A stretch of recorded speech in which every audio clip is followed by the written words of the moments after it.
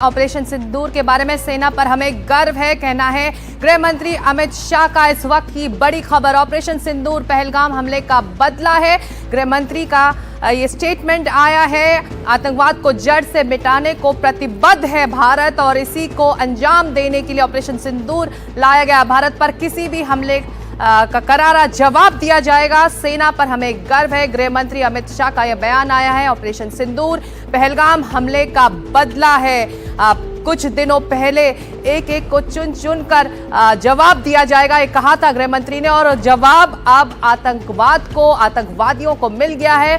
सेना पर हमें गर्व है, आतंकवाद का करारा जवाब दिया जाएगा। ऑपरेशन सिंदूर पहलगाम हमले का बदला है। गृह मंत्री का यह बयान अब से कुछ देर पहले आया है, तो ये बड़ी कामयाबी ऑपरेशन सिंदूर के लिए और इंटरनेशनल कम्युनिटी का साथ जुटाने की भी कोशिश। हालांकि पाकिस्तान के साथ इस वक्त कोई खड़ा दिखाई नहीं दे रहा है। पाकिस्तान की आवाम को अब ये समझना होगा कि उसकी मिलिट्री जो लीडरशिप है उनको कहां लाकर उसने खड़ा कर दिया है। उमाशंकर, इस वक्त अगर आप सुन रहे हैं तो पाकिस्तान की आवाम को, पाकिस्तान की जो राजनीतिक लीडरशिप है उनको भी ये समझना होगा कि किस दोराहे पर आकर वो खड़े हो गए हैं, क्योंकि मिलिट्री लीडरशिप को उन्होंने आगे बढ़ने दिया।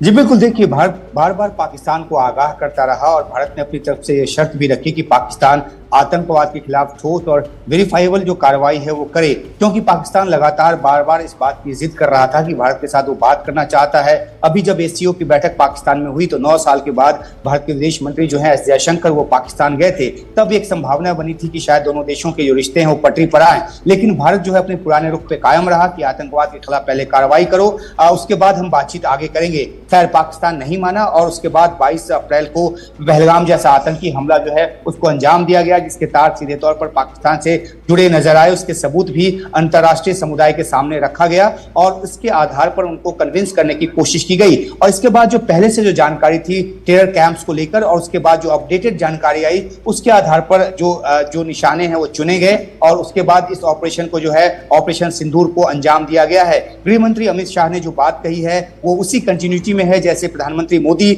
या फिर दूसरे जो नेता हैं, जो राजनेता हैं, जैसे कि एस जयशंकर ने भी अभी बयान जारी कर कहा था कि आतंकवाद के खिलाफ जो जीरो टॉलरेंस की जो पॉलिसी है भारत की, भारत उसी पर चला है। और अब जो है पाकिस्तान के पास ये एक मौका है कि वो उकसावे की कोई कार्रवाई ना करे। अगर उसकी तरफ से किसी तरह का रिटेलिएशन होता है तो ये पूरा मामला जो है वो हाथ से बाहर निकल सकता है और फिर भारत भी जो है अपनी पूरी रक्षा तैयारी के साथ बैठा है। तो एक जिम्मेदार देश के तौर पे भारत ने दुनिया के उन तमाम देशों को ये बताने की कोशिश की है कि वो पाकिस्तान पर असर डालकर उसको इस तरह के किसी भी कार्रवाई करने से रोके जिससे कि मामला और आगे बढ़े। और मार्को रूबियो जो कि विदेश मंत्री हैं अमेरिका के, उन्होंने अपनी तरफ से कोशिश शुरू भी कर दी है। उनका एक पोस्ट आया है जिसमें उन्होंने साफ तौर पे कहा है पाकिस्तान के एनएसए से भी कि कम्युनिकेशन लाइन ओपन रखे भारत के साथ और डी एस्केलेट करने की दिशा में काम करे। तो दुनिया के जो देश हैं अपनी दिशा में काम कर रहे हैं और भारत अपनी रक्षा तैयारियों के साथ पाकिस्तान के अगले कदम की ओर देख रहा है।